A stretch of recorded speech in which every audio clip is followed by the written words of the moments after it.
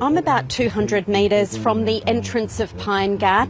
I'm here where federal police have set up a blockade. Now behind me there are hundreds of protesters calling for the closure of Pine Gap, as well as authorities to hand back the land to traditional owners. Now Pine Gap is a joint Australia-US defence facility. It began operating in the 1970s and was originally sold as a space research centre, but has evolved to become a ground base for surveillance satellites around the world and for intelligence gathering.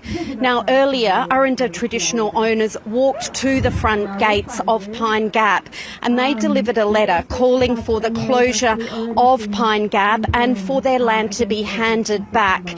They say there's sacred sites and rock art sites that they want to visit and they can't access those areas. And they're also calling for compensation for land use over the decades. Now this action comes off the back of a 2-day convergence of activists and academics who all came together to talk about their concerns with the role of Pine Gap and the role it plays in US military action. All right, well, let's go to Alice Springs now and protest organiser Nathalie Farah, who's been camping at the protest site for the past few days now. Nathalie, hi there. As I see it, there's two sections to this, two aspects, if you like. There's the Aboriginal land aspect and getting compensation, but then there's also what's happening at Pine Gap. We'll start with that first. What is it that you think happens at Pine Gap?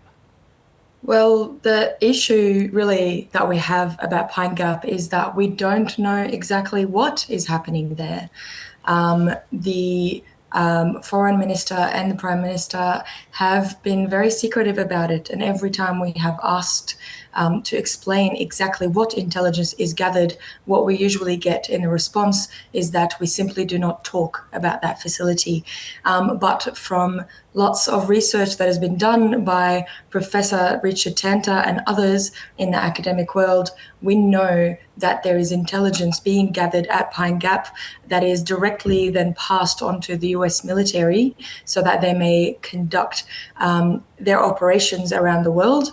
And we know that there is a very high chance that this intelligence has been sent directly to the IDF in their latest aggression in Palestine. Yeah, I mean, there is no evidence of that, as you very well appreciate. That's an assumption because it is a joint base. Do you not understand that there needs to be these sorts of facilities for countries' defence?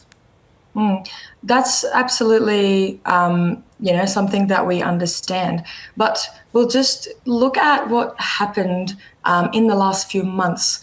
The US has started a war of aggression on Iran, and then Iran retaliated by attacking US bases in the UAE. Now, if the US should choose to start a war of aggression in the Pacific, then Australia will be the launching pad of that war. Now, US bases have never really made us safe. They create risk for people who live here. They create risk for Australia's sovereignty, Australia's national History sovereignty. hasn't showed us it's done that. History hasn't showed that at all. They're one of our biggest allies. Well, I think that Australia as a middle power should learn some lessons from what's happening right now. And I'm not the most knowledgeable person, but we can see that the US in its current state, especially under the Trump administration, is quite unpredictable. There are other middle powers in the world, such as Canada and New Zealand, who have managed to find a way to be allied with their neighbours. And just as Kevin Rudd and other politicians have said repeatedly over time, that Australia must create those relationships with our neighbours in the Pacific. And so that is something that would be good to see. All right, Nathalie, we've got a Defence Department statement on this. I'll read it in just a minute, but I want to track to the other issue, which is the Indigenous land. What is the history here? What happened? Yeah, so as we just heard in the report, when, in the 1950s, the Americans came and they talked to Auntie Felicity Hayes father, who at the time didn't speak English well.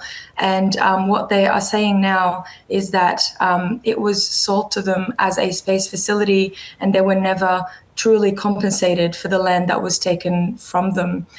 Since then, up until today, this morning, this family has not been allowed to enter through the gates so that they may have this conversation, so they may put their demands forward for the land that is rightfully theirs. And one of their biggest demands here is compensation for them, but also a compensation for all of the victims, which were harmed by those the actions that are happening at Pine Gap by that intelligence. And so you can see, from the footage, these signs that are, really focusing on land back and, closing Pine Gap as well. OK. Nathalie, as I mentioned, you've been camping out there, gosh, in Alice Springs. It must be freezing overnight. I mean, who's camping and how long have you been there? The vibe is actually quite good considering it's quite exposed. So it's for anyone who's never been to the desert, it's very cold at night, it's very hot during the day. So about 500 of us today woke up at 6 a.m., got in 100 cars and headed over to the Pine Gap facility and had that ceremony there. We've had workshops and discussions and food and people from all over the continent, from lots of different walks of life, to come together to have these conversations. And everything remained peaceful and the goals have absolutely been achieved. Nathalie, we appreciate you talking to us. Nathalie Farah there, thank you. And as I mentioned, the Defence Department has released a statement. This is what it says.